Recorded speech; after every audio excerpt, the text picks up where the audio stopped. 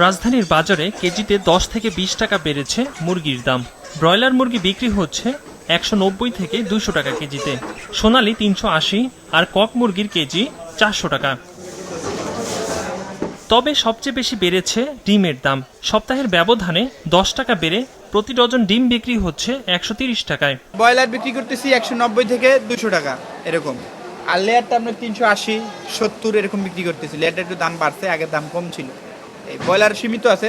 এদিকে সব ধরনের মাছের দাম বাড়তি, কেজিতে 20 টাকা বেড়ে রুই কাতল সহ অধিকাংশ মাছ বিক্রি হচ্ছে 350 থেকে 450 টাকা কেজিতে। জ্বালানি তেলের দাম বৃদ্ধির কারণে মাছের দাম বেড়েছে বলছেন বিক্রেতারা। মাছটা ধরেন কিছু গাড়ি তো বর্তমানে একটু সংকট, মানে মালে আসা যাওয়ার জন্য, আর এই জন্য গাড়ি ভাড়া বেশি, এই জন্য প্রতি কেজি মালও 20 টাকা করে বাইরে গেছে আগের তুলনায়। তবে স্থিতিশীল রয়েছে চালের দাম, আর গুটি স্বর্ণা পাওয়া যাচ্ছে 50 টাকা কেজিতে। পাইজাম 28, 55 থেকে 58 টাকায় পাওয়া যাচ্ছে।